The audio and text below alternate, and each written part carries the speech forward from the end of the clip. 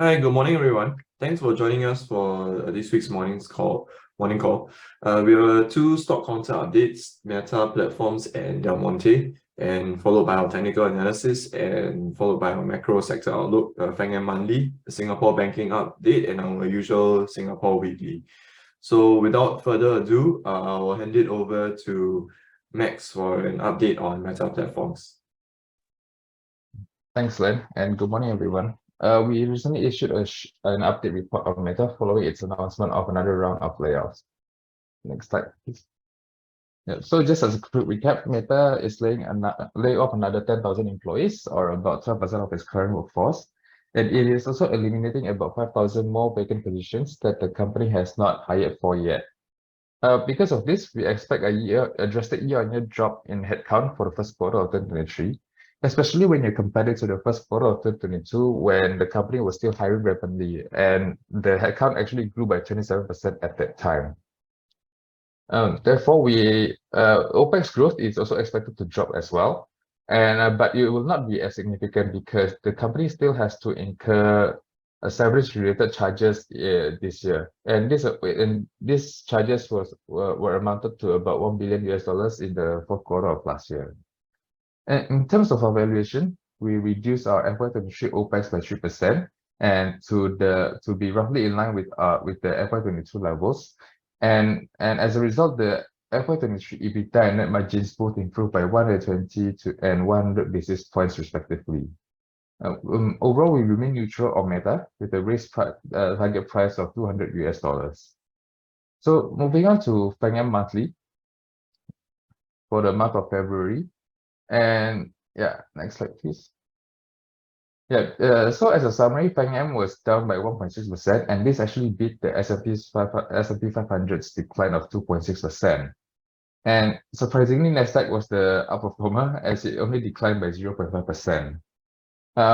Meta continues to be the main outperformer for the second straight month, as it was up by 16% because investors continue to reward them for committing to cut costs, committing to cut down the costs. And Alphabet was the biggest laggard, as it was down by 10% because of the continued weakness in digital advertising. On note, FAANGM price to sales actually remains suppressed because the slowing revenue growth is expected to continue for this year. And as you can see from the next slide.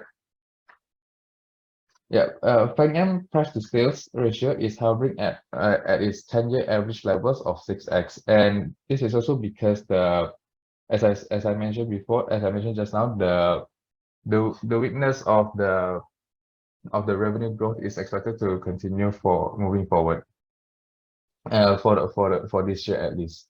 So that's for the summary. Now I'll go to the individual counters. So I'll start off with Meta. Firstly, Meta is offering a new monthly subscription service called Meta Verified, which will allow users to verify their accounts using government IDs. And this will be offered for both Facebook and Instagram. So the idea of the service is to enable content creators to expand their communities in a safer way, and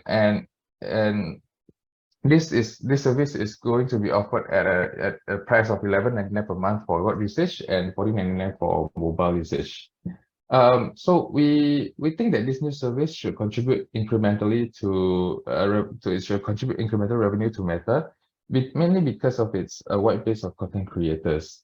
Furthermore, we believe that an additional revenue stream should be welcomed by investors, especially when Meta has been seeing revenue contraction for the past 3 quarters because of the continued weakness in digital advertising demand.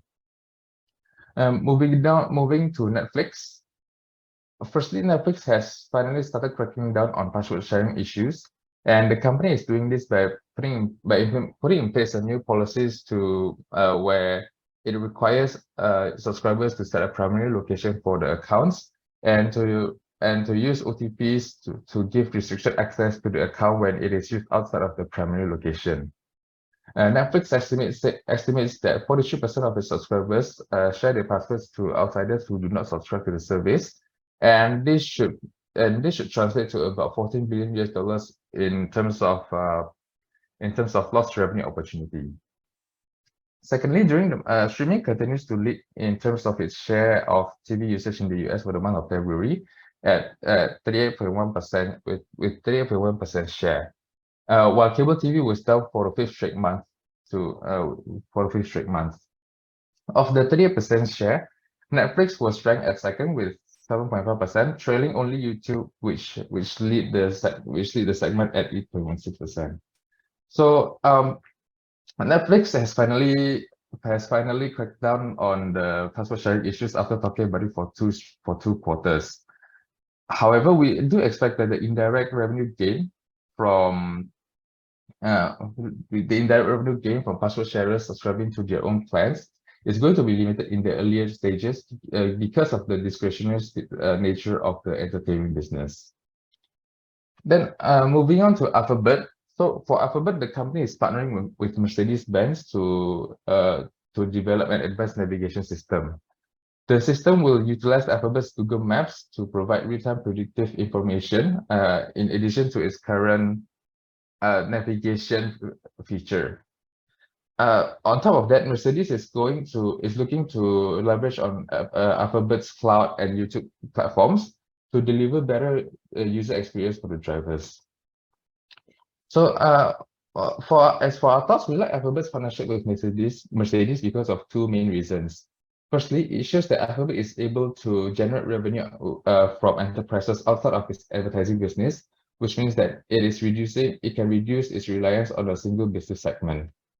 Secondly, it also shows that Alphabet's investment in cloud and AI is starting to complement each other because they work together to produce better products for the end users.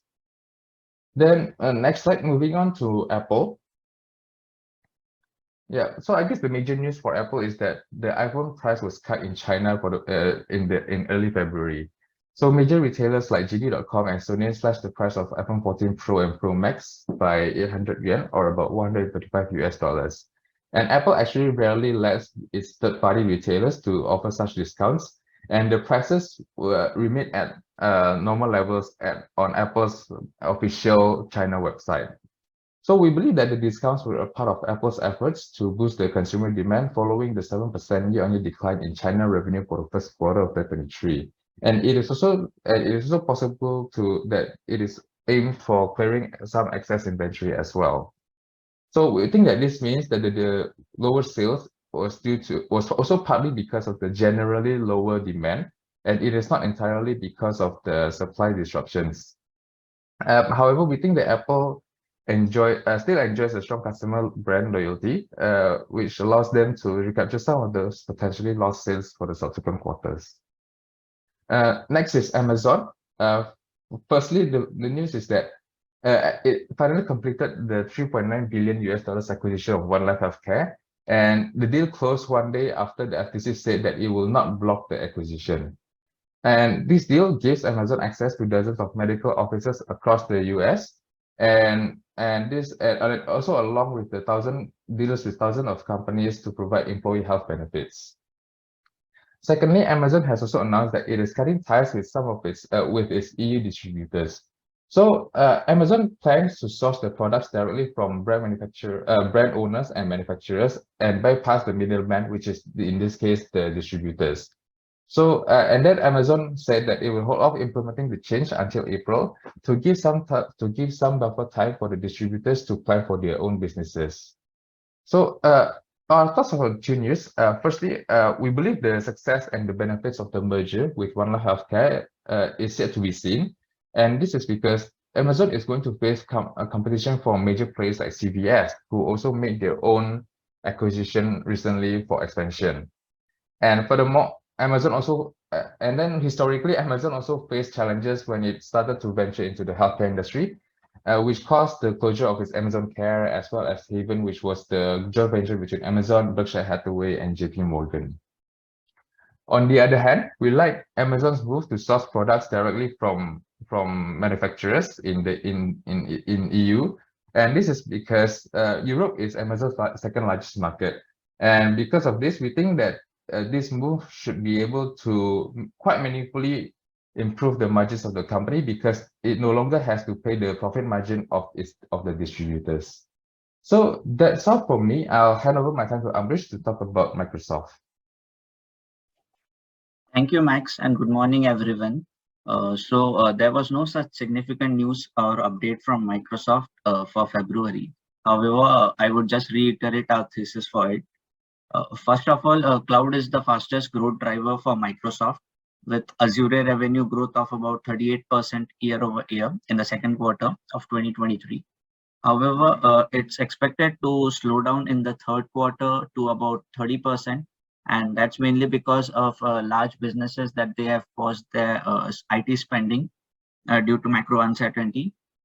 Additionally, Microsoft is likely to be impacted by weak personal computer sales in the near term, mainly because Windows OEM revenue it's expected to be falling by about mid to high 30% range. So Windows OEM revenue, it basically includes revenues that Microsoft would receive from PC manufacturers like HP or Dell, who install Windows operating system or Windows software on their machines. So overall, we have a buy rating with a target price of $298. Next slide, please. So to conclude, we have a neutral rating on FAANGM, and that's mainly because of three reasons. First of all, there is a weakness in digital advertising, as Max mentioned earlier, and there is a slowdown in cloud spending. Additionally, the revenue growth for FAANGM in FY23, it's expected to be about mid to high single digit range. And this is almost half of its 5-year CAGR of 15%. And lastly, we don't see any catalysts for growth at this time. So that's all for FAANGM. I would now like to pass on to Glenn for Singapore Banking Monthly update. Thanks, Ambrish. So for our Singapore banking update, I think the update would be mainly about Credit Suisse and a quick comparison with our local banks here in Singapore. So if you're looking at, so just for some background on what happened, on 14 March, the Credit Suisse announced that in its 2022 annual report, they identified material weaknesses in its internal controls over financial reporting, but had not yet stemmed customer outflows. And on 15 March, their top backer, which is the Saudi National Bank, said they was not able to give any more money to the bank due to regulatory constraints, as it had hit its 10% cap on shareholding of the bank. And on 16 March, however, the Credit Suisse managed to exercise an option to borrow up to $54 billion from the Swiss National Bank. So a few key differences with the Singapore banks. The first one would be that it's interesting to note that actually their common equity tier 1 or CT1 ratio of 14.1% is comparable to Singapore banks at 14.4%. And their leverage ratio is also similar at 11.7 times to Singapore banks 11.6 times. And their LCR, they're also subjected to the liquidity coverage ratio requirements, or LCR, by the Feds, and has kept an adequate LCR of 144%, which is same to that of Singapore banks. And the issue with what is happening at Credit Suisse does not appear to be its capital ratios. However, what appears to be the problem would be that they actually suffered 2 years of net losses. So they suffered 2 consecutive years of net losses, with a loss of 7.29 billion Swiss francs in FY22 and 1.65 billion Swiss francs in FY21, as the investment banking revenue slumped and the clients pulled money from the group's wealth management businesses. And this resulted in a negative ROE of 16.1% for FY22. And you can see in the red box here, the Singapore banks actually posted quite a healthy ROE in FY22, as they were able to benefit from the higher net interest income from the higher interest rates environment. The third point would be that their focus is mainly on Credit Suisse's focus is mainly on commissions and fees, as they are largely an investment bank, and their focus is on the fees and commissions, with fee income making up about 59% of its total income, and the net interest income only making up 36% of their income. But if you look at Singapore banks, the net interest income actually makes up about 68% of their total income, and fee income only making up around 18% of their total income. And as I mentioned earlier, they are able to benefit from the rise in interest rates as they were able to pass on the higher funding costs directly to their customers, as the majority of the Singapore bank's loans were on a floating rate and could be repriced. For my last point would be that if you were to compare Credit Suisse to Lehman Brothers back in 2008, their total assets are actually smaller at $574 billion compared to Lehman Brothers' total assets of $639 billion.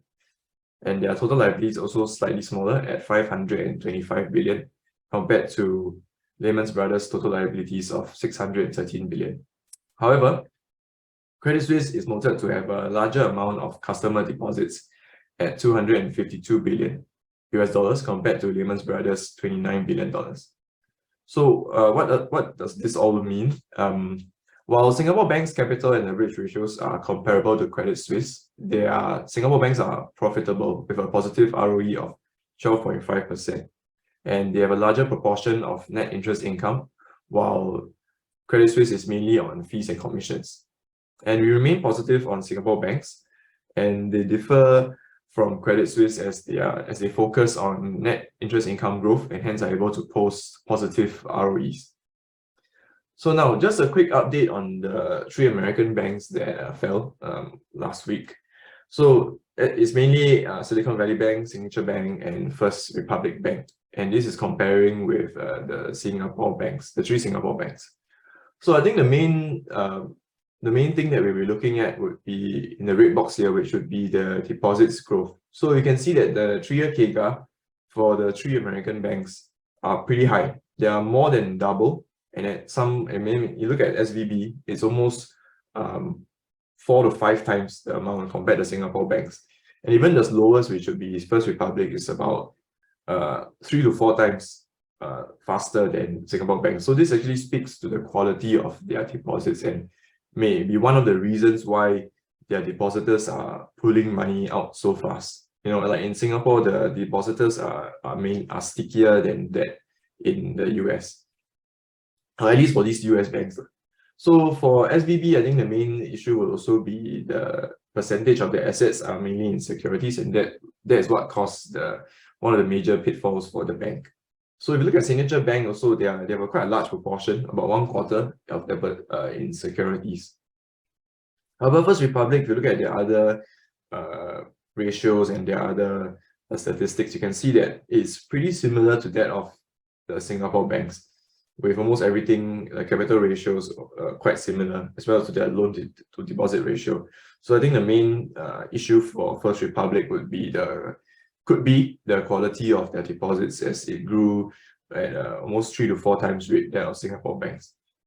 So I think that's all I have for the banking sector. I'll now hand it over to Zain for the technical analysis.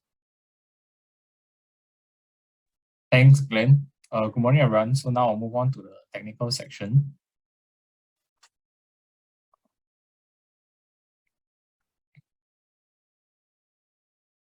So for the S&P 500, we actually had a pullback at the start of the week, and we found support at the key downtrend resistance line again. So we did a retest, and then we found support over there where we saw a bounce took place. So for now, I think that the index could remain in a range-bound mode currently, because the support zone is over here, which is around 3,760 to about 3,850, which is the area between the 50 to 61.8% retracement area over here. As for the current resistance-wise, we should be around 3,930, which was this swing low level that we broke down off. We could stretch to about 4,020, which is this level that meets with this downtrend resistance line over here. So price action is likely to be stuck in this area over here for now, which could see us trade in the range this week. For individual counters wise, the first one I have is Pfizer. So for Pfizer, we have a technical buy at $39.86. The take profit level is at $44. With a stop loss at $38.40, and the stop loss closed at $40.10 on Friday. So for Pfizer, there's a potential retest of this $44 swing high formed in February this year, as price has pulled back down to this downtrend channel support over here around the $39.30, which is also confirmed with a previous swing low back over here in October 2021. When we look at the technical indicators wise, the MACD and RSI are both displaying bullish divergence signals as well, as both of them made higher lows while the price actually made lower lows into the support, which actually provides us a bullish signal. So with that, we could actually see a retest of these $44 level soon, which is confirmed with the swing highs formed in February over here this year. The next one will be Singtel. So for Singtel, we have a technical buy at $2.35. The take profit levels can be set at $2.55 and $2.60 respectively, with a stop loss at $2.29. The stop loss closed at $2.42 on Friday. So for Singtel, similarly to Pfizer, the price has actually pulled back recently, back to this downtrend channel support over here around the $2.32 mark. That is actually confirmed with this previous swing low formed in October of last year. When we look at the RSI, it's also currently displaying bullish divergence, as higher lows were formed on the indicator while the price was actually making a lower low into the support, which also gives another bullish signal. So with that, we could potentially see a retest of the first resistance level at $2.55. That is confirmed with the swing highs formed in February this year. And this is also a 50% retracement mark over here. The next target area will probably be at 260, which is a 61.8% retracement level. And this will be a potential retest of this previous uptrend support line over here that we actually broke down off. For Singtel, also to note, our research team has a fundamental recommendation of accumulate for this counter and a target price of 284. So the last individual stock I have is SPDR Select Sector Fund for the industrial sector. So this under the code of XLI. So for this, we have a technical sell at $99.50, take profit at $91.20. The stop loss can be placed at $102.30. Stock last close at $96.67 on Friday. So for this is actually the industrial ETF. Some of the top holdings actually include Raytheon Technologies, UPS, Boeing, Caterpillar, and so on. So for this, looking at the chart wise, it looks to be a fresh breakdown, bearish breakdown in the industrial sector. So we actually have this bearish rising wedge pattern over here that we had a fresh breakdown last week. And this was accompanied by increasing volume as well as the MACD indicator displaying bearish divergence, where lower highs were made while the price actually made higher highs during the wedge consolidation phase. So this actually provides a bearish signal for further potential downside ahead. With that, the price will actually trade lower to retest this support zone in the area of $89 to $92 when we calculate the target area using the projection of the height of the wedge projected onto the breakdown point. So with that, we could go into this support zone, which is also confirmed near the 50% to 61.8% retracement area, near $90 to $93 over here. So and then looking at another indicator, which is the 10-year minus 2-year yield spread. So this is actually just the difference between when we take the US 10-year bond yield minus the 2-year bond yield. So currently we are still in inversion as we are below the zero mark. So, but however, last week when we look at the chart, we actually had a breakout of this bullish descending wedge. So this was actually stretched. This actually stretches back to about 2021, and last week with the volatility in the market, we actually had a breakout over here. So why is this something important to take note? Well, because when we look at the historical data, potential declines in the indices tend to follow after following an inversion back to zero.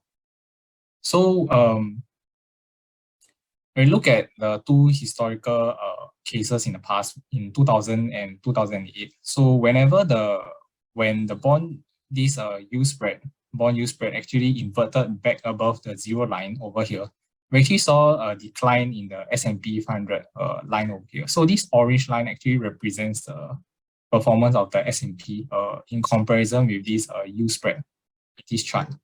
So last time we saw when the yield spread actually went backwards zero, we saw a decline in the S&P of about close to over 40%.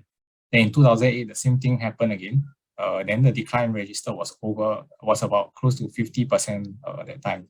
So over here, currently, we are still below the zero line, but with the breakout last week, that could be something to take note, to keep a close eye on. Okay, then my last slide will be about the crude oil. So actually, crude oil, we had a fresh breakdown of this triangle consolidation wedge last week over here. So we have been consolidating for quite a few months, and then we had this fresh breakdown. So for now, the resistance zone is likely to be at $70 to $74, which was the prior support zone over here that was broken. And for support-wise, we could be looking at $62 to $66 next, which is confirming the swing lows back in late 2021 over here, as well as a 50% Fibonacci retracement level near the $65 mark.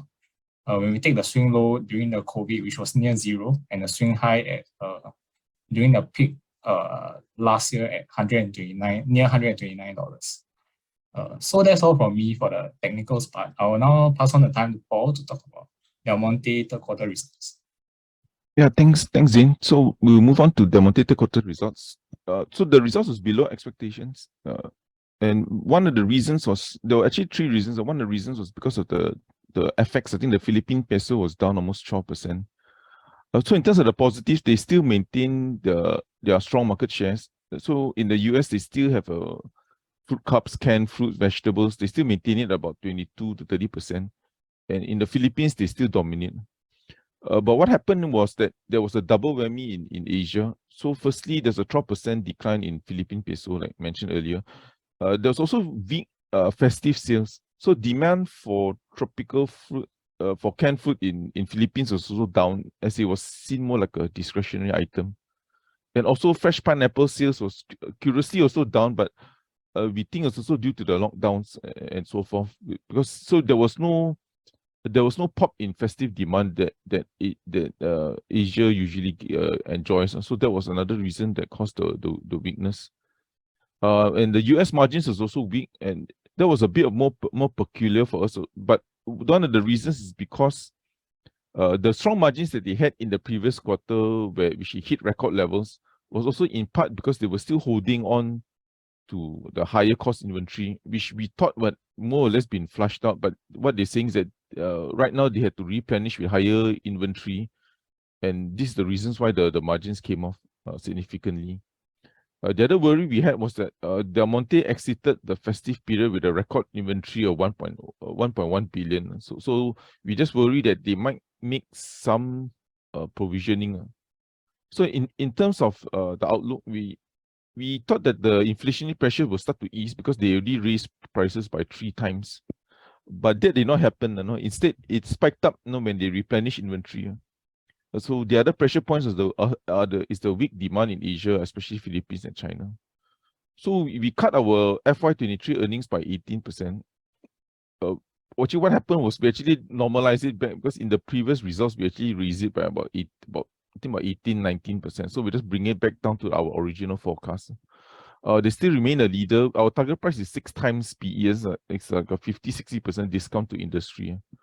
And it's currently trading about 4 times PE and about 8% dividend yield. Next slide. Next slide. So in terms of some of the macro data coming out from Singapore, there was private property. It was down in February, and even if you combine both because of the Lunar New Year, so if you combine both, it is still down about 33%. So we're just expecting when more launches come up, the amount of inventory should pick up because you're in the festive period or lunar period. There was some data on employment. So employment was up 48,000. This is the slowest since the reopening, but again, employment conditions are still very robust because this is like 3 times the pre-pandemic. So pre-pandemic, 2018, 2019, quarterly increase in employment was usually about 14,000 per quarter, but right now it's about 3 times higher, it's about 50,000. Singapore exports continue to be weakened. So the external environment is still very weak. We see it not only in Singapore but also Taiwan and Korean exports continue to slide. So it was down about 12%. The electronics was hurt the most, about almost 26%. We got some data, of course, the US CPI inflation. I think the main message here is that it is coming down. But what has dragged it up? Most components are declining. So goods is declining, energy is declining, but the only one holding up is still shelter, which comes with a lag. So eventually that's also going to decline, because if you look at the latest rental number in the US, they're all also dropping quite sharply. The retail sales came out as the slowest in 24 months. So in terms of our tactical views, we are, of course, the tactical view is that interest rates have peaked or likely to peak soon. So we think the upcoming meeting on the 22nd of March, there'll be probably one more hike, 25 basis points, and extremely dovish comments that he likely to be a pause. So why we say so is that if they keep pushing rates up again, it's going to introduce more liquidity events or risk, like what we saw in Signature Bank and even to a certain extent, I guess, Credit Suisse. So what happens is that if you keep on raising rates, you're going to get the curse of mark-to-market. So mark-to-market on your securities, and to a lag effect, mark-to-market losses on also the properties. So the other part of the worry if you raise rates is that right now there's going to be refinancing risks across the board for, I think in the US, especially for commercial property, PE, VC, for anything, because lending standards in the US will definitely tighten up, because any bank would now worry, with deposits so nervous, is going to be they were already tightening because of recessionary worries, and this will of course make it worse, and also because of this edgy deposit base, and they might tighten lending standards even more. So there's going to be huge refinancing risk across all asset classes or even companies or funds in the US. So the main tactical beneficiary is, of course, S-REITs, because firstly, they benefit because interest rates have peaked, and secondly, if you are going to a scenario where global growth is slowing down, then S-REITs will be the most defensive way to play it. Other ways to play declining interest rates on the more aggressive ones will be the TLT, I think the 20-year bond ETF, and also GLD, gold, since gold is like a zero coupon bond. So in terms of the key events would be the FOMC rate decision on the 22nd March. Some of our webinars, we have a new one coming also. It's a US augmented reality VR.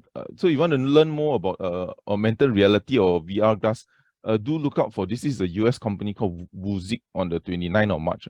Although it's maybe past some people's bedtime, but anyway, it's on 29th of March. Just wait for it to be on Poems soon. So if you want to learn more about the augmented reality technology, we also have our usual Singapore strategy and also US quarterly strategy on the dates below.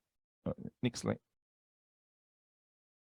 So just some illustration. So you can see that the employment number in Singapore is up 48, although it's slower than when we had the opening, it did a big jump, I think 4 quarters ago, I think 47,000. But again, you compare to pre-pandemic, you look at the bar chart, you can see that it's clearly much higher than the pre-pandemic. The vacancies are still very elevated. Although the number of vacancies has come down, the red line, the blue line, which is the total, but the vacancy to total unemployed, that means the amount of jobs available for every unemployed is it actually picked up about 2.2. I think one of the other message that we get from the croppers is also that maybe Singapore is slowly heading towards a 6 million population. So I guess this is going to be benefit for a lot of the domestic companies.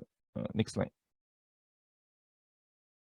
I mean, this is probably the ugly chart. So what we see here is that the slowdown in exports for Singapore on the left. Korean, Taiwan exports also slowing down. The typical cycle, I mean, it's not science, it's just some mathematical counting. The decline, the year-on-year decline usually lasts about 12 months. So right now we are probably heading halfway there. So we are probably about 6 months. So probably another 6 more months of this kind of so-called weakness. Again, there's no science behind it, but just mathematically, historically, the average decline is about 12 months. Next slide. So this is just a quick snapshot on how the deposit situation. So one thing to monitor is also the amount of the deposit levels in Singapore. So there's no nervousness, but this is up to February. So March is something that we'll take into we will also compile the data. But so far, the blue line, you can see that no country or even no bank or of course even a country is immune to runs. And so for Singapore, you can see that the deposit base is still very healthy. It hasn't really dropped much. But we'll see much. And then commercial banks in the US, of course, came up, but these are at very elevated levels. So the worry is always the deposits leaving the banking system. The second thing is what is the interest rate expectations now. So the blue line was, I think, one week or 2 weeks ago, but right now the green line is, so right now, what the market is expecting is that it's undecided is whether they would, sorry, it's not minus, it could be another plus 16 or plus 14, sorry, there's an error there. But the market then expects another 3 rate cuts. It's a bit strange to have 1 hike and then 3 cuts, but that is what the market is pricing in. So the market is now looking at least 2 to 3 cuts in the second half of the year, or even from June onwards. This is the futures market. Next slide. So just to quickly run through, because in view of time, so we had Vicplas International, they had PVC, and also they specialize in producing medical devices in plants in China. I won't go through to the details, but what was interesting, at least for us, is what is happening on the ground. So at least in China, what happened for them was they were virtually closed for 1 month because of the pandemic rolling through the whole country. They had like almost 40% of the staff not being able to go to to be in the factories for almost a month, 3 to 4 weeks. And of course, the new year was different. What they also see is that the customers want not onshoring, but at least nearshoring, because they want the US customers want the plants to be nearer to US. But US is too expensive, so you see them moving towards Costa Rica, Mexico. So as a result, this company is also looking to build a factory in Mexico. From China now, they have to build something in Mexico, but anyway. Then what they see is also customer orders are slowing down. New products are being delayed. This is a bit idiosyncratic because they have nurse shortage, but they also see customers slowing down on new launches because they're a bit nervous of the macro concerns and inflation, interest rates. So basically what we see is that at least for this contract manufacturer, at least one of the latest data point is that there's still cyclical weakness because customers are beginning to get nervous of a global slowdown. And of course, more signs that everyone is de-risking out of China as a manufacturing base. Next slide.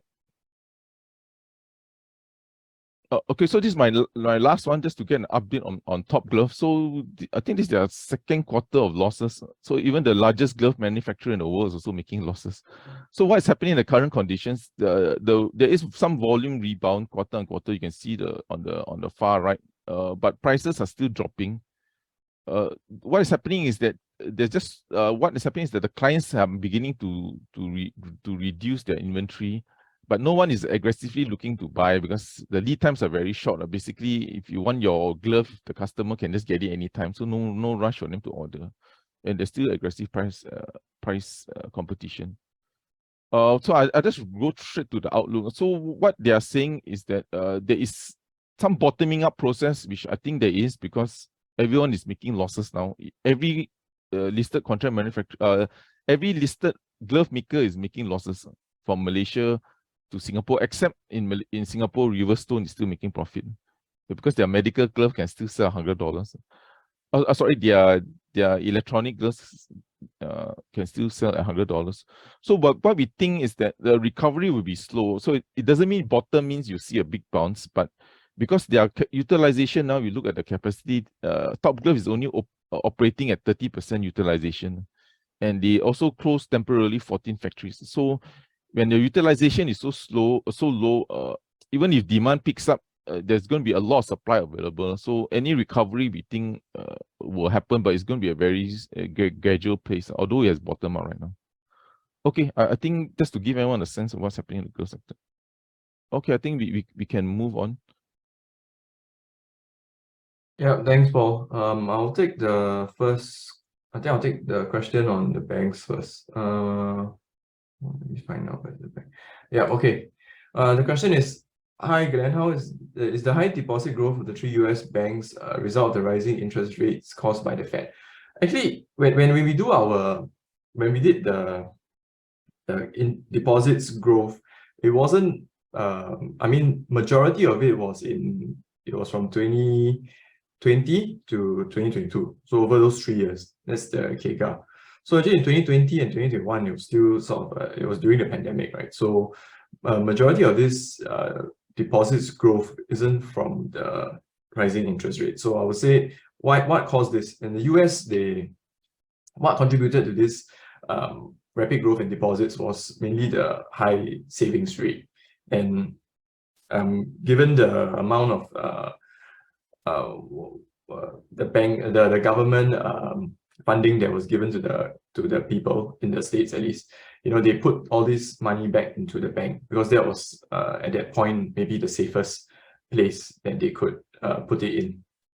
So they started making all these stimulus, the government started making all these stimulus payments to households through many various schemes and different payments. So they put all this money, which they suddenly had, which they didn't have before, and they just left it in the bank. So all these like increase in cash was just put into savings accounts, and we can see it with the rise in the deposits. But however, I mean, I think the only difference and the only outlier would be Silicon Valley Bank, which is actually, if you see from the chart I showed earlier, their rise in their deposits growth was higher than actually the other two banks, and this is mainly due to the influx of VC funding to their main customer base, which is their tech companies. So this actually caused a huge boost in their deposits growth, and is I mean, you can see from the stats and the figures, it's a lot higher and faster than the other two banks.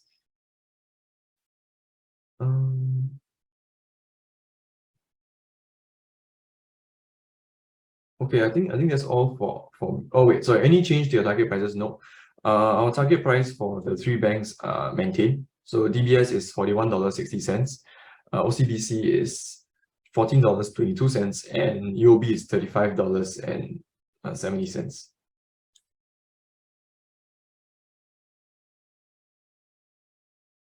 Okay, I think I'll hand it over to the rest first before. Yeah. Darren, you want to take us on the read questions? Thanks. Yeah, hi. Hi. Yeah, I think there are two questions for me. One of it is with the US and Swiss bank crisis, will this have a negative effect to REITs? So yeah, for this, I think Paul spoke about it a little bit earlier when he said that we are now kind of bullish on the REITs. It's one of our top picks. Because of this US banking crisis, right? The Fed are more cautious. They're more cautious to raise the rates. So as you know, low interest rates are always better for REITs. So when we also believe this will help the sentiment for REITs going forward, as all the while we've been saying that when we think the REITs will start to peak and start to kind of invert, right? We believe there will be a change in sentiment, and it will be a catalyst for REITs to rebound. And we think the time is soon, that especially now that the futures show that it's actually going to go down. The Fed rates are going to go down after the next FOMC meeting. So because of that, we are more positive than negative on REITs after this banking sector crisis. And there's another question why. Oh yeah, just to add on, another reason why we think that the REIT sector is better, because like Paul also mentioned that the slower growth, and then people start to pile back into safer place like REITs, because REITs historically is known to be safer, as you just collect rent. You borrow money to buy properties and to collect rent, so it's kind of a safer play compared to a lot of the other equities that are trading in the market. And another reason, and another question here is, any idea why the REIT sector is having a sell down today? The magnitude of the sell down is higher than the banking sector. For that, I think it's just from what I see, the share price is just kind of in line with the general market. Like it's following what happened in the US on Friday. So the sell down is basically across all the market, like the STI is, or rather the Singapore index is really down 1%. Of course, led by a lot of the banks as well as the REITs. So yeah, it's kind of in line with the market.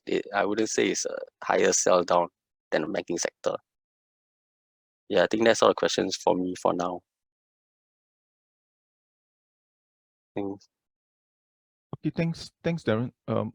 So let me just move on to some what is the outlook on sets for the year? Likely to see any dividends? Is the new acquisition profitable? Okay. Any dividends? No, there's no. Sorry, I don't think they're going to announce any dividends. Is the new acquisition profitable? Okay. I think based on Terence has really left research department. So based on our view, the story for sets was a turnaround only in FY24, and their year end is actually had to double check. The year end is December, so ours was always the FY24 turnaround. What has happened is that I think in the last quarter, WFS was loss-making, and what the WFS, for those who don't know, was the company that they acquired, and that's because they are heavy in cargo. And cargo, as we saw, the exports chart just now is the external environment is very bad. So of course, cargo means shipment of goods. So that has also been badly affected. Our target price X the rights issue is about 262. So I think it's around there based on what. So this is a turnaround that's going to take at least 1 year to occur. I think that was our thesis all along, and I think that's why it was a neutral or so. I think that was the last target price, last recommendation, if I'm not mistaken. But that is the latest view we have on sets. I guess the only good longer term good thing about this acquisition is they'll be less reliant on Singapore and Changi Airport, which is now 80% of the revenue. Of course, in the near term, maybe not so because Changi doing so well. But I guess in the medium term, it would be better that way. The next question is, can cover Co and Eco Brothers? Sometimes not that we don't want to cover. Firstly, if the volume is very thin, we can't cover. And sometimes these companies don't want to meet us. I mean, they probably don't want anyone to cover. I mean, I'm not sure why, but you gotta ask management. Yeah, a lot of the small caps companies, they refuse to see anybody. Not sure, maybe they think they're Google or something. I don't know. Where's Terence? Terence is regretfully he's already left research department. Okay, is Thomson Medical a better buy than Raffles? I still we never, again, one of those companies that don't need people, but anyway, our preference is still Raffles Medical because it's a bit broader. I think Thomson will be probably more on deliveries and so forth. And if I'm not mistaken, I haven't got the update. The last, if I can recall, Thomson's still trying to build some hospitals in Johor. I'm not sure if that is still on the plan, but if that is, then any new hospital usually 3 years of losses. And of course, we also for Raffles, the other thing is also they have 3 hospitals in China. So and they're already running. I guess they're still going to be loss making, but at least they're already operational. So that will be the next upside. So I'm a bit hesitant here because I've not really gone to Thomson Medical in detail. So if I can go through that, then maybe I can give you a better answer. But just off the top of my head, yeah, sorry, probably not the most elaborate answer. Yeah. Okay. Okay, let me. Okay, chat GTP. I'm not sure if the next few I'll leave it to. Okay, Del Monte, no more pineapple, and yeah, still got just the margins on selling is a bit lower. Heard that AirAsia coming into the PV. Yeah, this was news a few months ago. So for AirAsia, they also tried to come into the delivery and they also disappeared. So I don't think coming to PHV is going to be easy because there's just a shortage of drivers. They tried food delivery and failed. So I'm not sure whether PHV is going to be any different for them. Yeah. Can you elaborate more? Okay, so can you elaborate a bit more on TLT ETF and why is it? Okay, so TLT is a ultra long on bonds. That means most of the ETF hold long-term bonds as long as 20. I think the average duration about 20 years. So what it means is that when you own very long-dated bonds, if interest rates drop, then this is the most aggressive way to play because when longer-term bonds drop, then the prices will jump the most. So that's what we mean by the TLT ETF.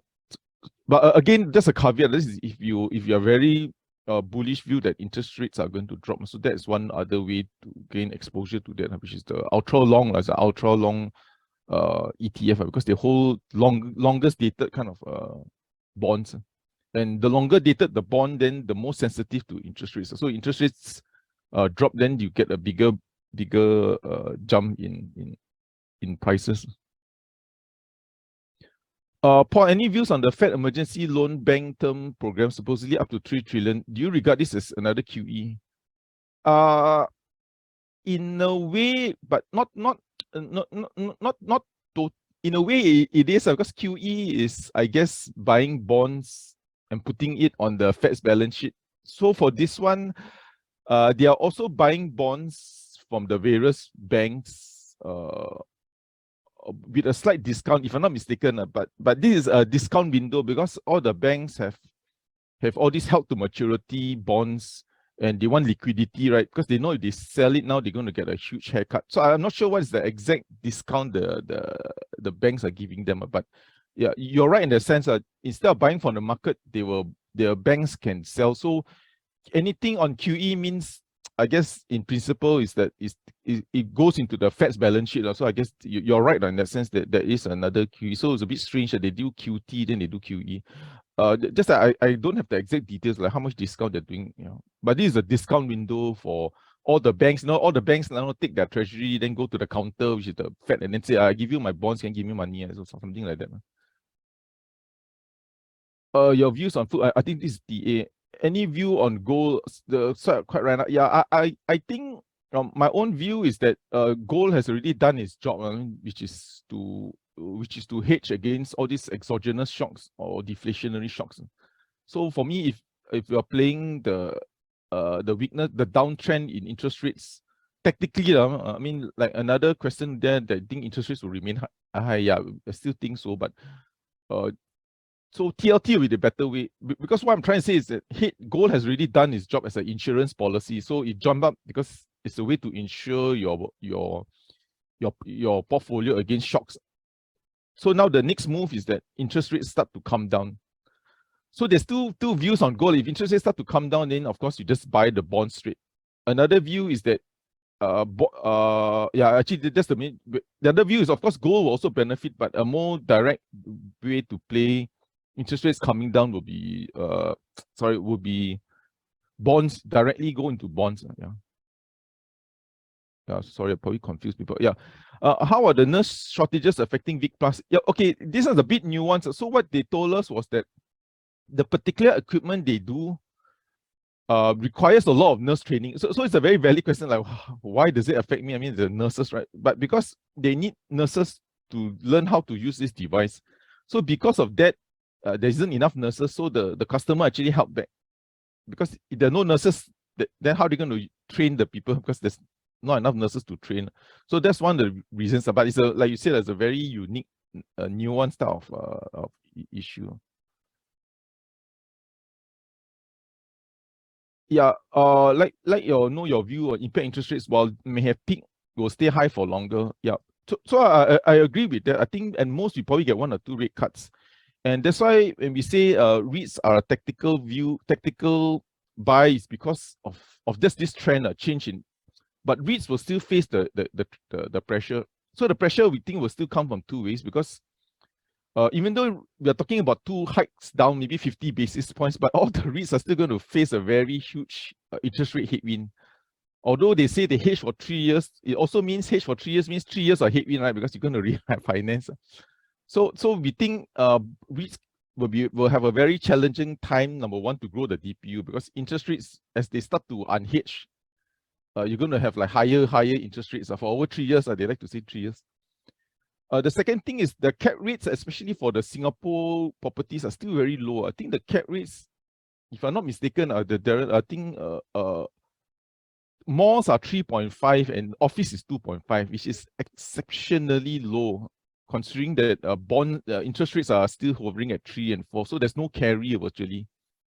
So I'm not sure one more in a year's time whether will if there are no transactions, because right now Singapore office property are trading at 2.5 to 3.5 and malls, which I think is very low, same as risk-free rate. So the only reason it's trading is because there have been transactions that way. So that's why we say tactical, because there are still there won't be any growth. I mean, that's the only thing for REITs, because they still have to virtually the next 3 years they have to flush out the high interest rates.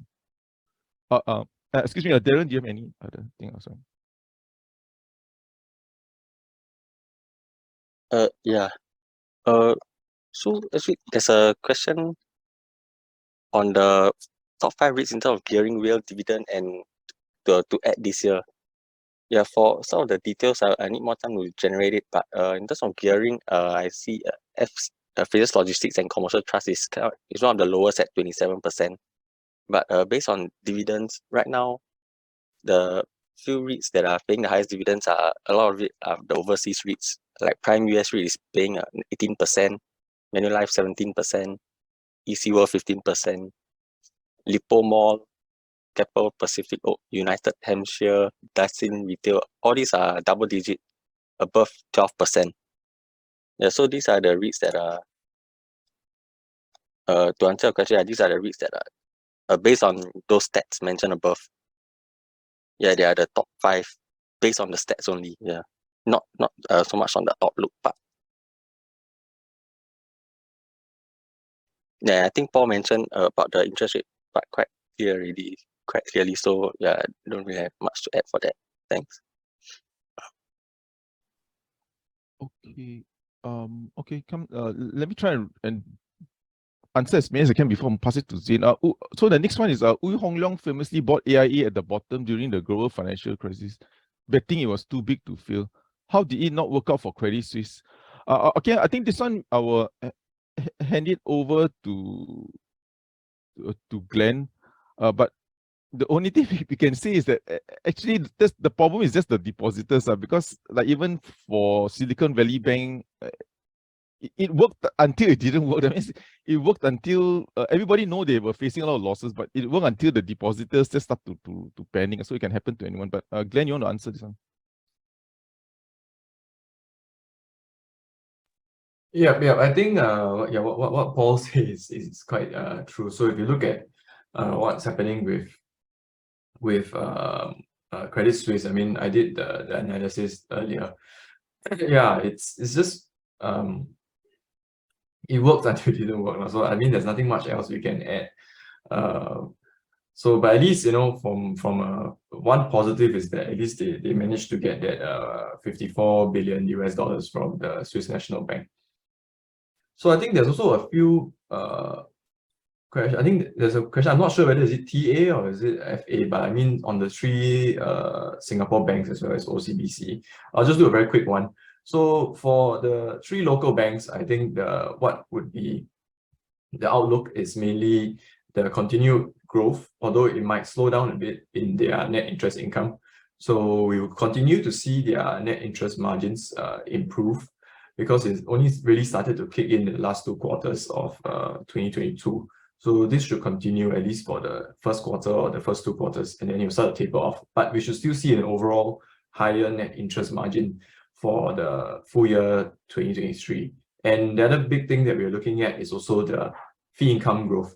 So fee income was extremely low in FY22, and this is a very low base that they are working on. So, you know, all the banks are looking at least a 10% growth in fee income. I think this should add upwards of 100 to 200 million in their revenue, top line at least.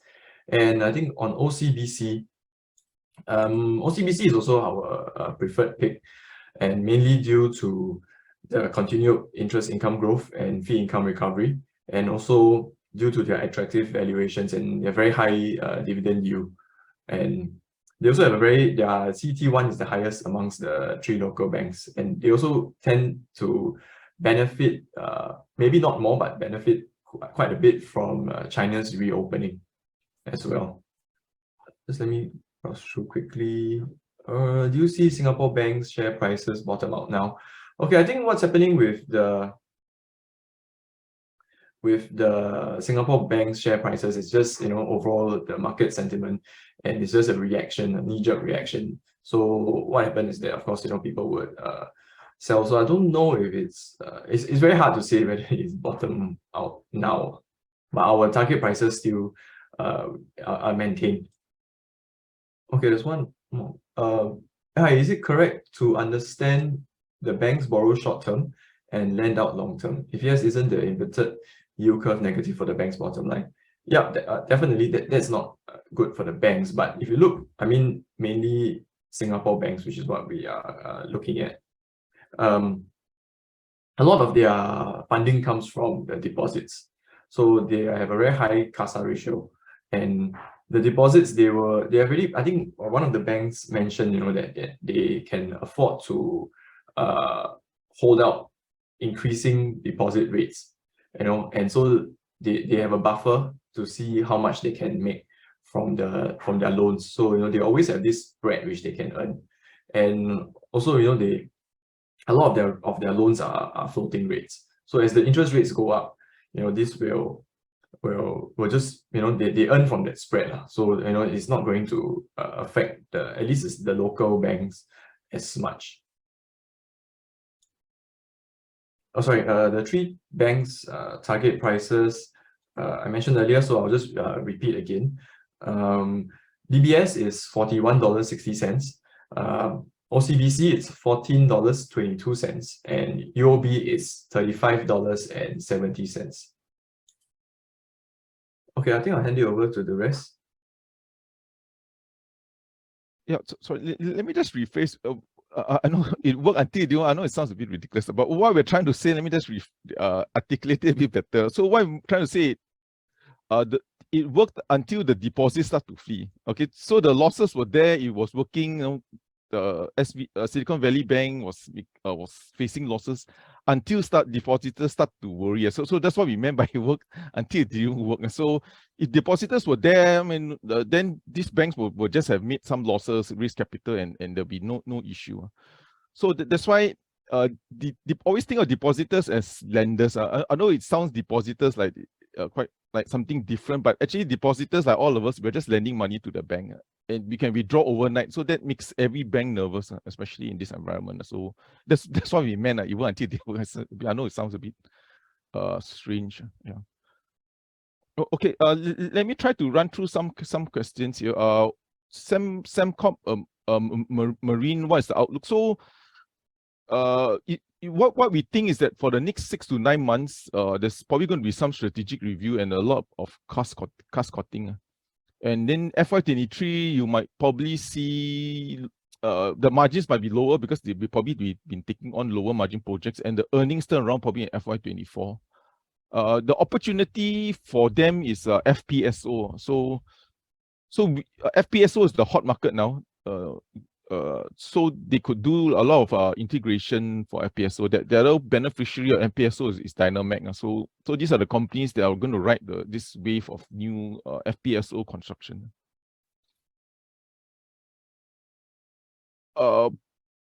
Okay.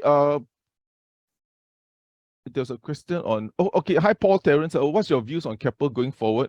Will this property arm affect the earnings? Okay. I will try my best to.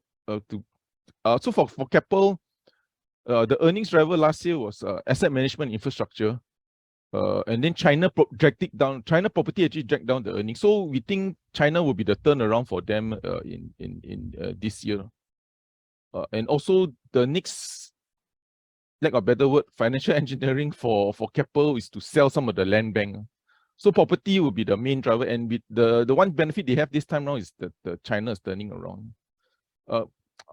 China's about 25% of the assets. So there will still be I guess a growth story with re-engineering, with a restructuring story in the background for Keppel. So once our analyst is on board, the analyst will give you a better answer. Mine is just a really bad one. Okay, I think we've probably run through. there's one more on REITs, Darren, before we, I'm not sure if, and one for Umbridge also on ChatGPT and all that. Yeah, I'll hand it over to the US team. Yeah, thanks. Is it the one that why are the REITs hit so badly today when the fears of interest rates have abated Oh yeah, you somewhat? did answer that. Yeah. Yeah. So that was actually just I believe it's the macro sentiment as just following what happened in the US. So the sell down is in line with all the other the broader market like the STI, etc. Yeah, thanks. Okay, can you send to US team? Thank you, Darren. So I would like to take the question on ChatGPT. Please comment on ChatGPT. GPT-4 impact on Microsoft's revenue growth and impact on Google. Looks like Microsoft's driving the changes very fast. Do we see impact sooner than estimated before? So just to give the background, ChatGPT, it's basically artificial intelligence chatbot, which was introduced by OpenAI, and it's the hot internet sensation right now. And it was introduced in last November, and it has already several millions of users, mainly because in a fraction of seconds, it can develop codes as well as answer queries. So what Microsoft is doing is it's integrating this artificial intelligence into its various products like Microsoft Edge, and it's directly competing with Google for commercializing the new artificial intelligence breakthrough. But I think that for Microsoft, we still need to wait to see any material impact on revenue, mainly because Microsoft Edge, just as an instance, Microsoft Edge, it has about 3 to 5% of market share in Google search engine, whereas for Google, Chrome has about over 90% of market share. So yeah, that's all for Microsoft ChatGPT. For Google, I'm not too sure, as Jonathan is on leave at the moment. Maybe he could get back later on. So that's all for ChatGPT. Thank you. If you have more questions, just join this community and then you can just post them, and then no choice. We've got to answer you actually. Yeah, shouldn't say that. Yeah, I think I move on to the TA part. Yeah. Thanks. Let me just share my screen right now.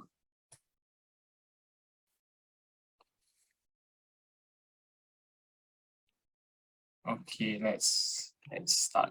Okay, for SI engineering, currently we are still the downtrend momentum over here is still quite strong. So but last week we did bounce from the swing lows over here around the 220 mark. But today we are at risk of testing it again. So actually this level between 218 to 280, we must see it hold for some possible bounce that might take place, because this is also the 61% retracement level as well. So but if we see this level break, right, then we could be seeing $2.13 next, which was another swing low last time. And over here we can see in late 2021 to start of 2022, it was a key horizontal support over here as well. Then for now, the resistance I think would probably lie from about 226 all the way to this swing high at 232. Next one I go through is CIFMAC. For CIFMAC, we had a pullback following a strong run up. So for now, we are sitting at previous resistance, probably now turn support area. So that's about 65 cents to about 67 cents over here. So I think for now, probably we might be doing some form of sideways movement as we approach the current support zone. Then for now, this is also the 50 to 38.2% retracement levels over here. For current resistance, likely to be this swing high over here around the 69 cents mark. Okay, for I think I see TA for Netflix and Meta. I'll try to go through the Singapore and Hong Kong counters first. Then if we have time at the end, then I'll go through the US. Because at night, there's also a live session for the US counter. So if you are free, feel free to attend, and I'll answer all the US questions over there. Yeah, I'll move on to the three banks, three local banks first. Okay, the first one being DBS. So for now, with DBS, we're still in this downtrend channel over here. Okay, I think last Tuesday we had a gap down below the channel, but we found support at the swing lows of this range over here, as well as the 61.8% level. That's around $31.70 and it bounced for now. For now, probably I would say the downtrend momentum is still not over yet, because for now we are seeing resistance from around $32.70 to about $33 over here. So we still might see some pullbacks until we confirm a higher low over here. Then there's a chance for a reversal, but until then there's still no concrete signs of this downtrend ending yet. If we do fail the $31.70 level, the next support we could be looking at is probably around this prior resistance zone in May to about July last year. So that be about $30.50 to about $31 could be the next support area. And next one is I will show you OCBC. OCBC, similar thing. We still in a downtrend channel over here. Then for now, we actually had a breakthrough below the $12.20 prior range support over here. And currently we are just kind of trading around this area over here. So for now, also we are still not out of the woods yet. If we continue to in this downtrend, we might retest the swing lows around the 1190 mark over here, which is also confirmed the previous swing over here. Yeah. Then if we further downside might bring it to retest this uptrend line support. So this was if we have a deeper pullback over here, that might bring us maybe closer to the 1160 over here if we were to reach that level. And for now, resistance is likely to be at close to $12.40, which was the swing high last week, as well as this downtrend channel over here. Okay, for UOB, during the pullback last week, we tested the 61.8% retracement level. That's around $27.70, and we had a bounce from there. But currently, it looks like we are at the short-term resistance area, which is this swing high over here that we are finding some resistance for now around the $28.50 area. So for now, this 2050 to about 29.20 over here will probably be the short-term resistance. For now, I think it could be probably doing this consolidation triangle for now. So we need to still see how price reacts out of this consolidation thereafter. Okay, next one is Wilma. Okay, so for Wilma, we had a breakout of this downtrend channel last week, as well as we also re-entered above this $4 psychological level, as well as the previous support. Then for now, I think we could be trading in the range with the resistance lying from about 417, this horizontal level over here, to about 425. So 425 around here was a two previous swing highs over here, as well as it could be confirmed with this downtrend resistance line over here as well. So there's probably quite a strong resistance over here to take note of. Then the support for now will probably be around $3.95 to about $4 over here. So likely to trade in this range for now. Then next one is Venture. Okay, for Venture, we actually retested the previous swing low around the $16.80-90 mark, the 61.8% level as well. Then we we broke through it. Then there was a retest, and currently we are seeing some selling again. So for now, it looks like there's still some weakness in the stock. So if actually it continues to pull back, we might retest the lows of last week around the $16.50 level. Stretching to the next horizontal support, that will be around $16.30 over here. And for now, resistance will lie from about $16.90 upwards to close to maybe $17.20 over here.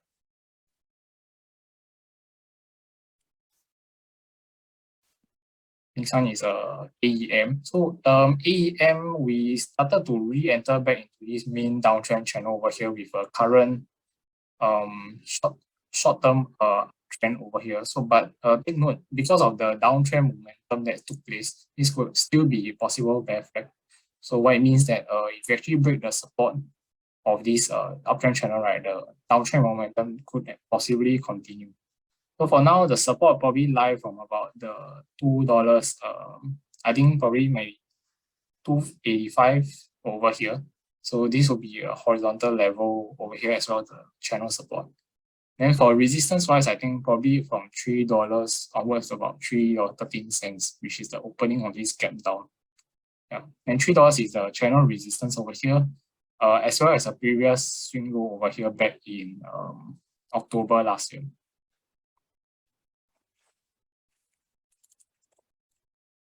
Okay, next is Hong Kong Land. So Hong Kong Land still in this downtrend over here, fairly resisted by this line over here. So for now, we actually it's near the 61% level. That's $4.10. So if it comes back to this level, we might have some support over here. Short-term resistance will likely be at the 50% mark. So that's around the $4.25 to about $4.35 zone over here.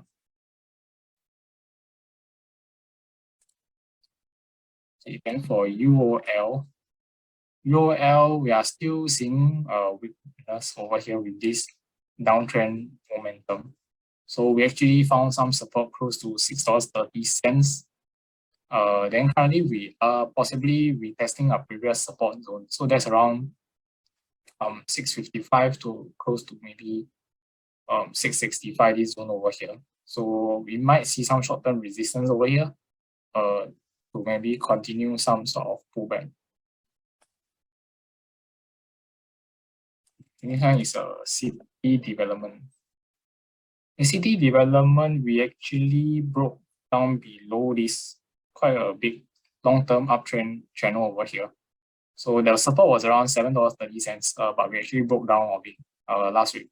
Then we also broke down a previous swing low around $7.19 over here. That was in October last year. So quite obvious that we're still seeing some sort of weakness over here. The current resistance will be around 720 to about 740 over here, which is this green color zone that was a previous support.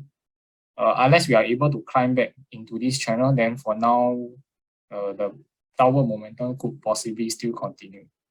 And the key supports to look out for, if we actually break new lows, will probably be around $6.80 to about $7 over here. So these are the two key horizontal levels to watch for city developments. And moving on to digital core REIT, which made quite a bit of headlines last week.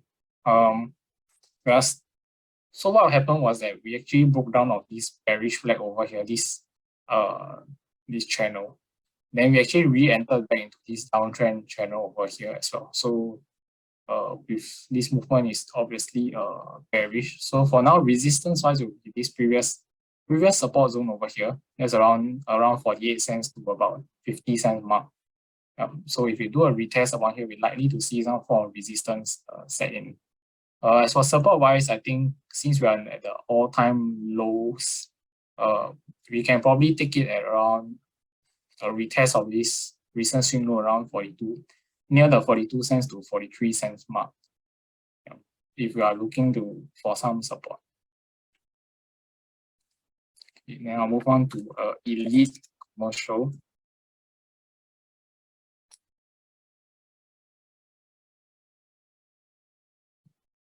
So for Elite, we actually broke down below this like big wedge over here. So the support was around 45 cents to 46 cents over here, confluent with a swing low back in December. So as this wedge support, but actually broke down over here. So the next level of supports we might be looking at is probably close to the COVID lows. That's around the 38 cents to about 40 cents area over here. That will probably be a better support for now. And for Asian Pay TV, Asian Pay TV, after we broke out of this downtrend channel over here, we have just been sideways for quite a while. So it's been about 3 months since the start of the year. We retested the 61.8% retracement mark around the 11.2 cents level, and looks like current resistance is over here at this level. I would say current support is around 10.8 cents over here, 50% retracement mark. There's also we can see it's also confirmed with the swing lows that is currently being formed over here. So if this holds, I would expect the range trading to actually continue for now for Asian PTB. For HOPA, we have been seeing quite a bit of weakness over here. So with it breaking the previous resistance over here, right around the $9.80 mark, this will be the short-term resistance over here. And we can see upon the retest, we saw 2 upper wicks taking place. So with that, we could see slightly more downside to retest this next support zone. That's around about $9.25 to about $9.30 over here. Over here, we could see some support. If it doesn't hold, then we might be looking at another swing low around close to $9 over here.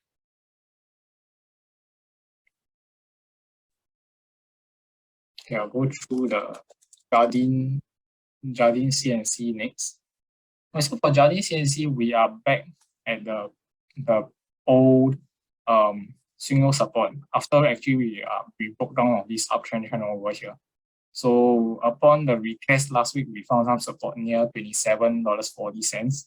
We bounced. For now, I would say resistance likely to be this previous swing low around $28.15 to about $28.80 over here, which would be a retest of a prior swing low as well as this channel that was being broken down. For support wise, we can take reference from this swing lows at $27.40. However, if we were to break this, then we can possibly look towards the next support zone at around $25.90, which is another swing low back in July last year to a horizontal level of support around $26.60 over here.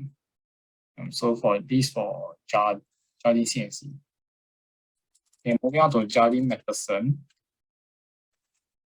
Jardine Matheson, we are still seeing bearish momentum currently after we broke down of this uptrend over here.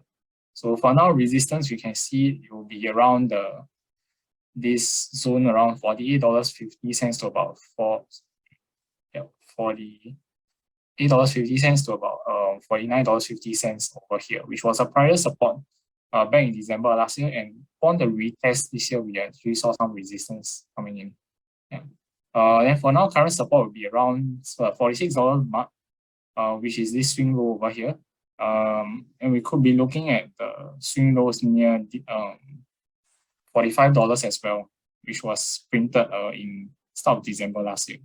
So this is actually confirmed at 61.8% level.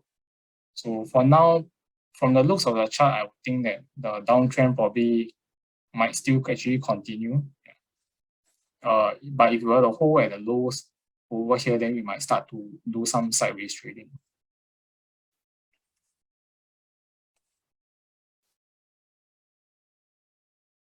Okay, then I'll go through UMS. UMS, we came back above this downtrend channel over here, but looks like we could be doing some sideways trading for now if we are unable to break the $1.07 to $1.09 current resistance level over here. We see support coming in around the $1 mark, about $1.02 over here. So possible sideways trading for now. But to take note, if $1 fails to hold, there's also a gap over here that hasn't been filled around 97.5 cents to $1 over here. So that will be another support to take note if $1 fails. Okay, I'll move on to some Hong Kong counters. For the Hang Seng Investment Management ETF, we are still trading quite closely to this downtrend channel over here. So we are currently seeing resistance coming in at around $4, the 30.2% retracement level. over here was a previous swing low. Then we actually broke down, and upon the retest, we are seeing resistance over here from $3.95 to $4. So with that, it looks like downtrend is set to continue. For now, the swing low support is around 375 over here, which is the 50% level. But if we don't hold at this level, we could be looking at 350 next. So this is a 61% level, which could be confirmed with this downtrend channel support over here as well. Okay, then moving on to Tencent. Okay, for Tencent, we are also in a downtrend channel over here, but we are tapping onto the 38.2% retracement around 332. So we are currently retesting the swing lows over here again. If we are to find support, we could expect a bounce to maybe to 345 to about 352 over here. But if this level fails, we could be looking at further downside to maybe 307, which is the 50% retracement mark. So it's a previous swing low, which could be confirmed with a channel support over here as well. Okay, now move on to JD.com. JD is pretty weak compared to all the other Hong Kong stocks. We are well below the 78.6% retracement level. Over here, we can see that it's clearly in a it's very respecting this downtrend channel. And the previous swing low around 165 over here was broken. And upon the retest, we actually found resistance over here. So, and quite a strong bearish momentum over here. So there is a chance that we could be heading for a retest of the swing low near 139 over here to about 140, 143 over here. So that probably be the immediate support area. Okay, then 2318 is Ping An Insurance. Okay, Ping An Insurance also in a downtrend channel for now. We are current resistance, I would say, is around the $52 mark to about 53 over here, which is also the 30.2% retracement level. So previously, this was also a key horizontal resistance over here as well. We can see there was a swing low upon the breaking retest. We actually saw resistance coming in at this level. For now, the current support will probably be around, I would say, around the 47 to about $48 mark. So this would be the swing lows in December of last year, 50% retracement level, as well as might be confirmed with this channel support over here if we were to have some further downside. Okay, then moving back to Singapore, Thai Bev. Okay, Thai Bev, we are in this downtrend channel over here. So for now, resistance, I would say, is around 64 cents over here, which is also this swing low that was being broken. Then for support wise, could be a retest of the swing lows around the 62 cents mark over here. If we were to have further downside, near the 60 cents mark probably be another level, 61.8% retracement, as well as it was a previous horizontal support level for a range as well. Yeah. Next, I'll move on to Uni Asia. Okay, for Uni Asia,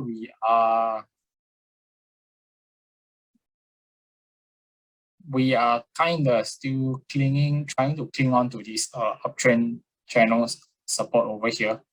But say if we do break down, I would say that the next channel, the next support zone to look at is probably closer to 93 to about 96 cents over here.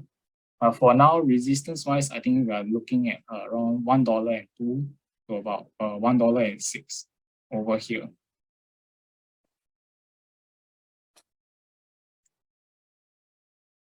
Okay, what are my views on Food Empire? Okay, Food Empire, let's take, we are in the uptrend channel over here. However, I think actually I had a sell call on Food Empire over here earlier on. Yeah.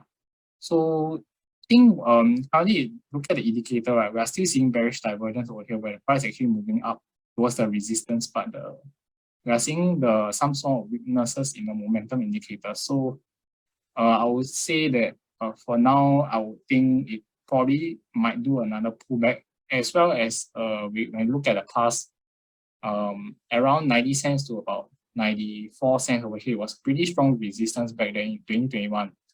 So over here, we should be expecting some strong resistance over here for Food Empire. Okay, then I'll talk about Yangtze Shipbuilding. For Yangtze Shipbuilding, we actually what happened last week was that we actually broke down on this trend channel over here. So this could be a bearish flag, given that prior to that, we already had some downward movement. So there could be a continuation of the downward movement over here. I would say for now, the immediate support will lie from about $1.14, which is this swing low, to about $1.18, which is probably this level over here as well. Then we can take reference on this different channel over here. So this will be some support over here as well. Okay, another support to probably look at probably this uptrend line over here. So that might be $1.10 over here. For now, resistance wise, I would say probably around 122 to about 124 over here, which is this swing low that was being broken. Okay, then I'll move on to Genting Singapore. In Genting Sing, I think currently we saw a retest of the $1.02 prior resistance over here last week, and then we actually found support. We're actually doing a bounce. So currently we are at a recent swing high at $1.06. For now, if we might see resistance coming at $1.06 to about, I would say $1.09. So $1.09 would be it was a previous horizontal level over here back in 2018, if I'm not wrong. So yeah, over here we can see a gap in 2018. So $1.05 to about $1.09 was a previous gap. So if we were to break above $1.06, we could be filling this gap up to $1.09.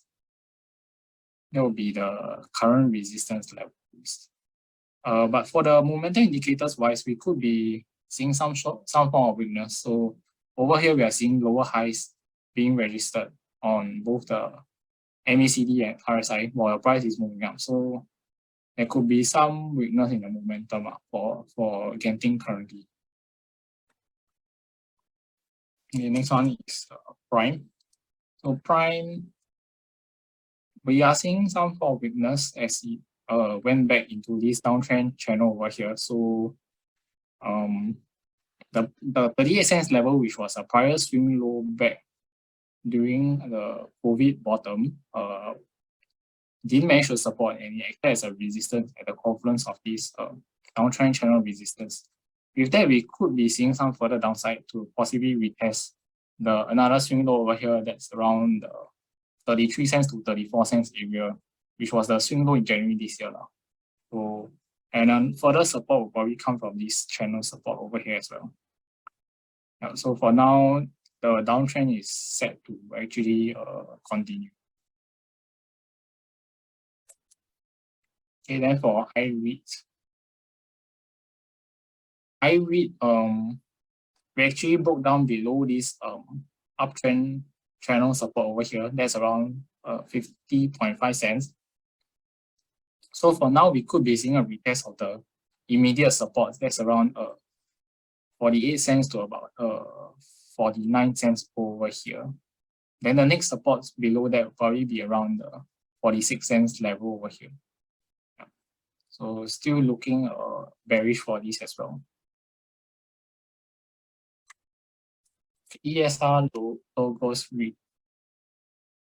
And for ESR, the main trend is a downtrend over here. Then we also saw previous support over here near 34 cents became a resistance over here at 33.5 cents. For now, looks like we are kind of trading in the range for now. So I would expect probably that to continue. Then, but if we break down from the range, the next support to look at is probably around 30 cents swing low over here.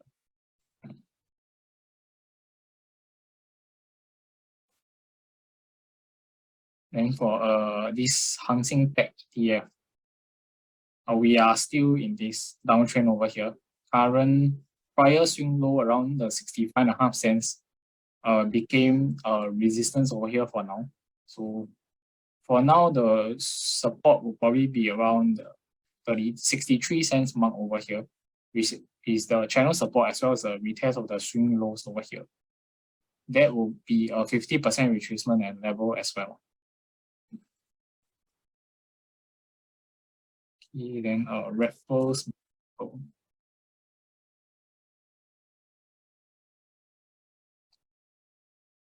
Okay, Raffles Medical, we retested this uptrend support line over here after breaking down from one that was higher up. So for now, it looks like we managed to find some support at $1.34 level over here. Then this support zone is from 131 to about 134. With the 131 mark, the 50% retracement level as well. So for now, but the immediate resistance from 138 to about 143 over here, which is a swing low we broke down over here, as well as a possible retest of prior uptrend channel support that we broken down from. So the range over here is quite tight. We could possibly see some form of range trading over here take place for Raffles Medical. Okay, next one is some Hong Kong ETFs, I suppose. Yeah. So first one is the 2008, the Tractor Fund. So for this, generally they are quite in the same direction. I would say most of the Hong Kong stocks in this downtrend channel over here.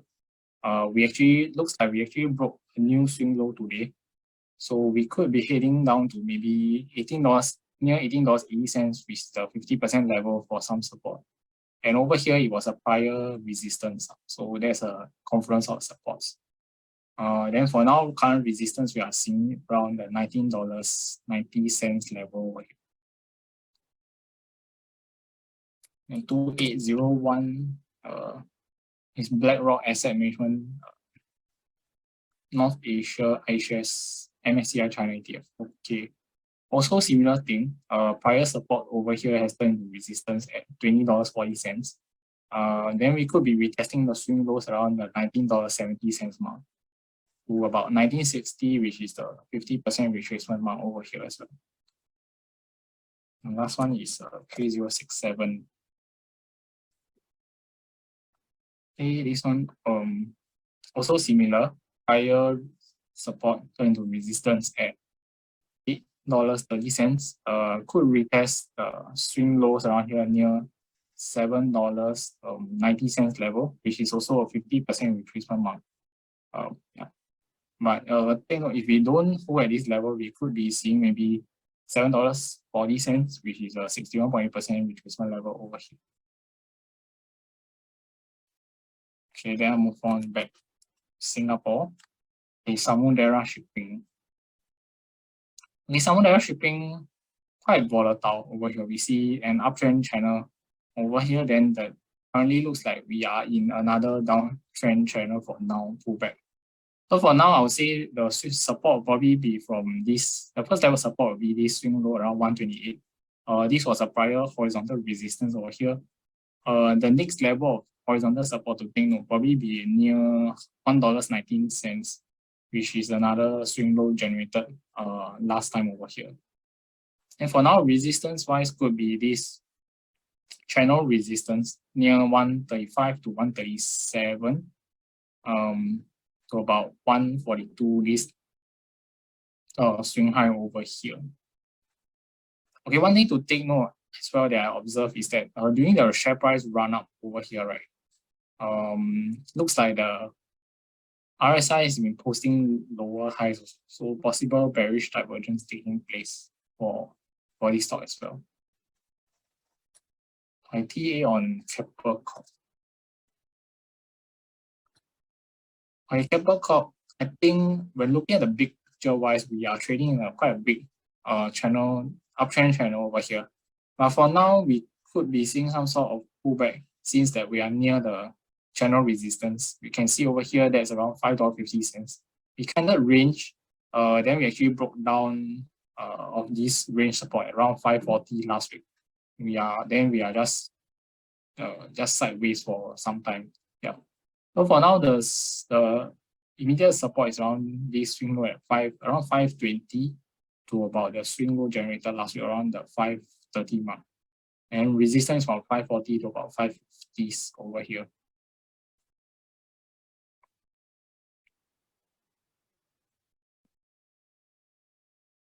Okay, look on Xiaomi. Okay, for Xiaomi, we are in a downtrend channel for now, possibly. So we're actually finding some resistance at a previous swing low that turned into resistance. That's around the $11.50 mark.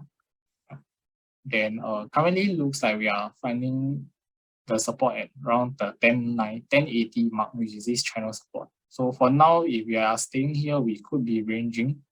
But if we have some further downside, we could be testing $10.50, which is the swing lows over here in December last year, as well as 61.8% level over here.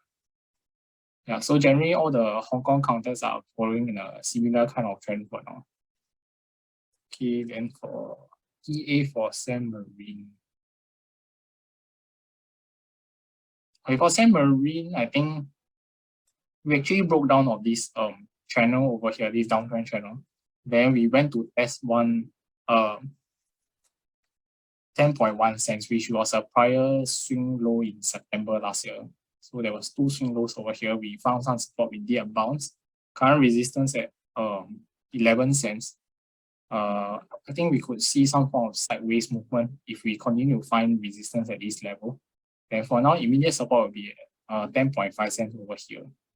But if we are able to form a higher low, then we might see a bounce to re-enter back into the downtrend channel. If not, we could just form a sideways movement, or worst case, we might break a new low if this swing low doesn't support. Then in that case, we might be looking at the next swing low near 9.3 cents over here. TA on StarHub.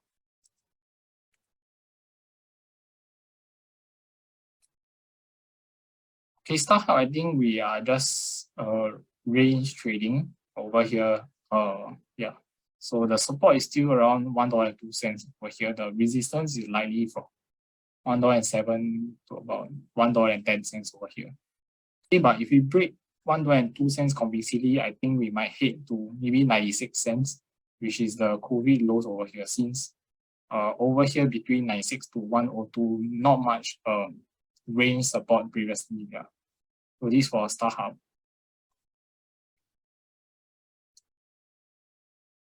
Okay, next one is Comfort.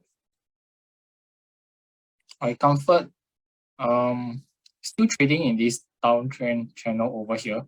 So we are finding resistance back around at 120 to about 122 over here. Spot likely to come in close to $1.13 to about $1.15 is swing lows over here. Yeah, so nothing much has changed for Comfort in the overall trend. Okay, next one is Meituan. And Meituan, I think downtrend over here, and we are tapping this downtrend support line a few times. So currently looks like we are finding some resistance back at the previous swing low support, now turn into resistance after we broke down of it. That's at $130. So that we could see some possible pullback if we can't clear this level to maybe retest the first level support at 122, which is a swing low, to maybe close to between 114 to about 120. So over here, 120 was a previous swing low, and 113 was another swing low over here as well. Okay, then for Baidu. by two, after we broke down of this uptrend channel, I think the general trend over here is just we are trading in kind of wedge pattern. Okay, let me just draw that out. So we are more of a downtrend channel instead. Okay, sorry. So for now if that is true, we are close to the channel resistance right now. There's around 147. Above that, we take note that close to 151 was a prior swing high resistance as well. So for now, if we're to pull back, the first level of support to take note probably around 138 over here, which is our key horizontal level. Then further down will probably be 124, which was a confluence of two swing lows over here.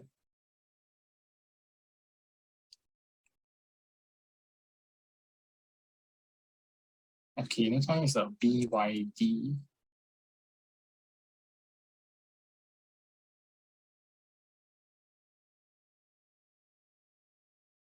I think for BYD, we are still in a downtrend over here.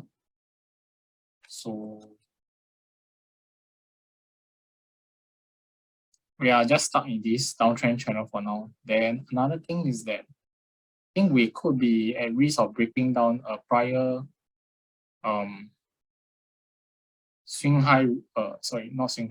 prior uptrend line support over here as well. So we could be retesting a swing low support around 190 over here for some support, which is the channel support over here as well. And resistance will likely be this 204 level over here.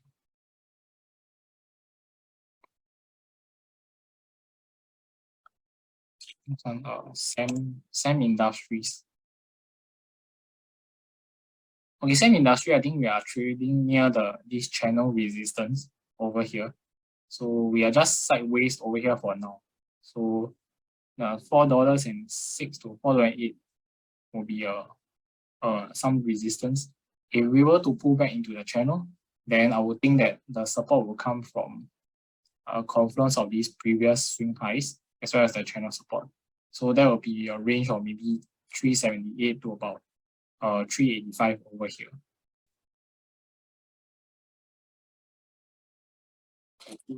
to Sunny Optical. In Sunny Optical, we are also we broke down the uptrend channel. Currently, we are in a downtrend as well. So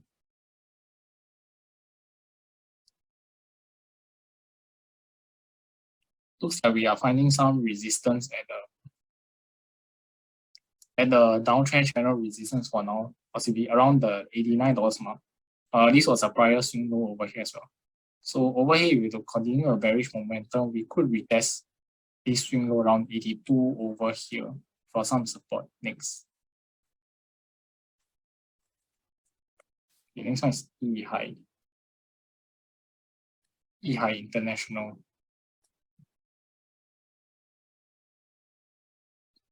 So for EHI also similar. We are in this downtrend channel over here.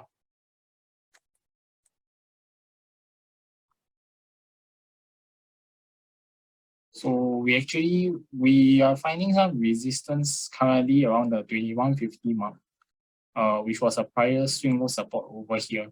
So with that, if we continue to go downwards, the next horizontal level of support we could look to is possibly closer to $19.20 over here. And further down, probably might be this swing low around $17 over here as well.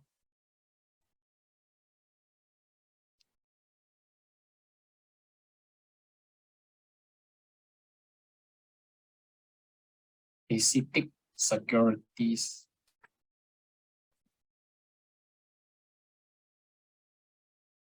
Okay, for now, I think this one we are in a pullback over here for now. And we are currently finding some resistance based on this prior resistance at around near $17, as well as a swing swing low support over here that could be turning to resistance over here. Further resistance I would probably be around the $17.40 mark over here as well.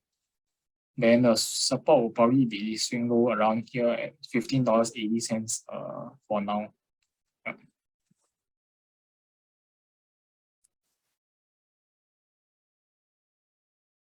Okay, HKEX. Okay, for Hong Kong exchange, currently we are looks like just sideways for now. We are finding support upon the retest of 315 over here. Then resistance wise, we are seeing it upon at 335 over here, which was this level that we broke down over here currently. So I would think maybe some range to actually continue for now, as long as 315 holds. If it doesn't, then we could be heading down to maybe closer to 285 over here.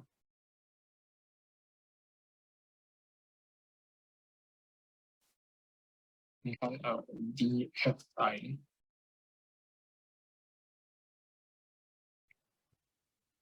For DFI, I think we are still trending down over here. So then we also broke below the previous swing low supports. That's around $2.95 to about $3.05. So with that, I think we could be heading down to test the next support level around 280 over here. Yeah, today we are close to there already. Over here, then we might find some short-term support for now. Then this prior support will turn into resistance for the near term.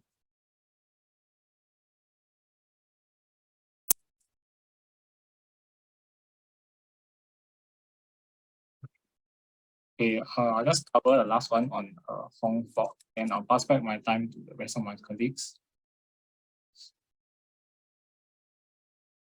For Hong Kong, we actually broke out of a downtrend resistance line over here, but we are facing quite stubborn resistance near the $1.02 to $1.03. So over here, we have retested a few times, but the good thing is that we are forming higher lows in between. So if the stock actually shows strength, then we might be able to see maybe some ascending triangle take place. So if we are still finding resistance over here, then we might actually consolidate in this triangle. Then for now, but if we manage to break out, right, the next resistance level to look at is probably at $1.07, which is a prior swing low support in this September of last year. And then as well as this is a 61.8% retracement level over here. So I think that's all from me today. I'll pass my time to my colleagues.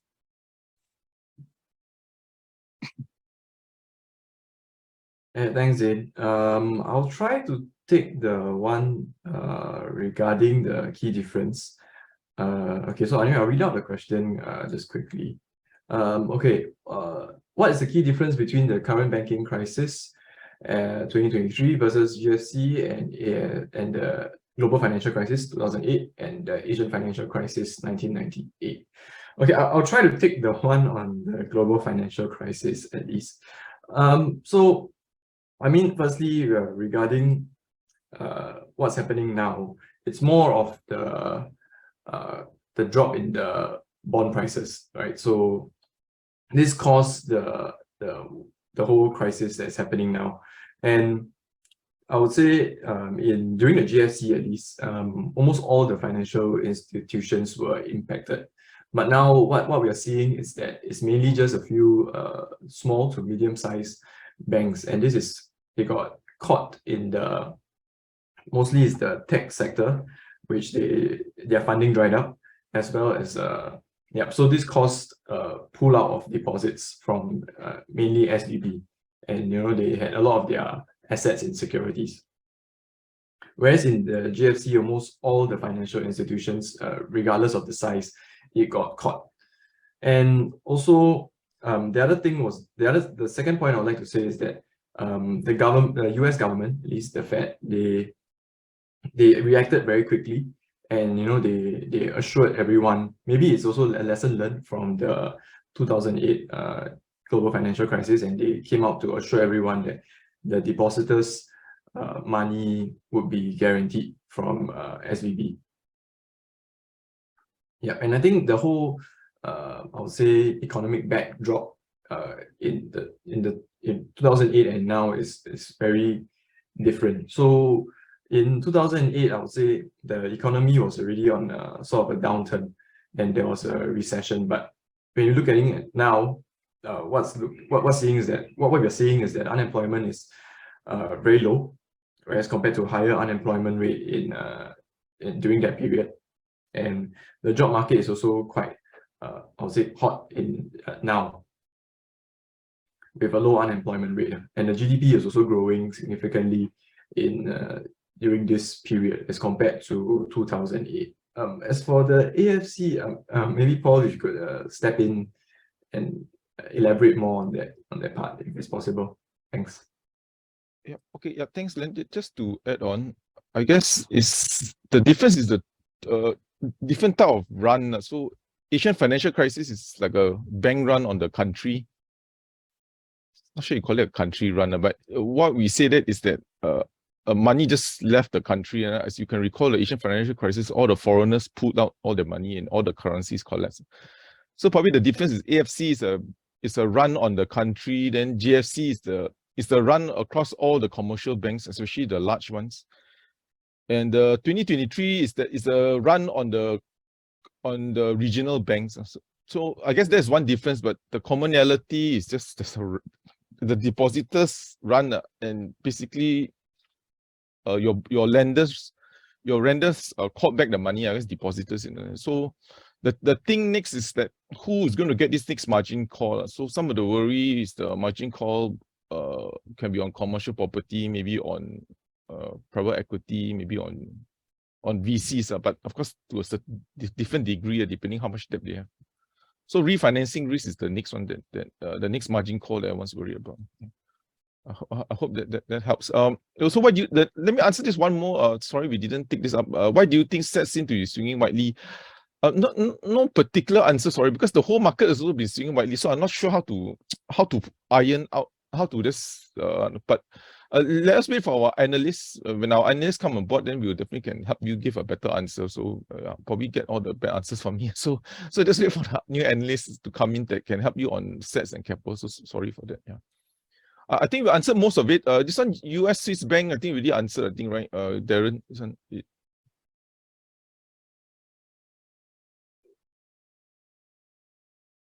Yeah, okay, I guess we've answered this one with the US and Swiss Bank. How would the negative negative impact on okay, let me just run with the US and Swiss bank crisis. Will they have a negative effect on REITs?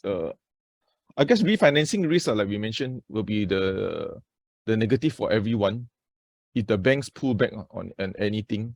But the only good thing for the REITs is that they are capped. I mean, they lend normally at 40-50% gearing in a way, or total debt to assets, whereas for most other funds they can go to 80. So REITs are generally under leveraged compared to other funding platforms or funding structures. And so but that is the negative. The flip side is that interest rates is of course peaked.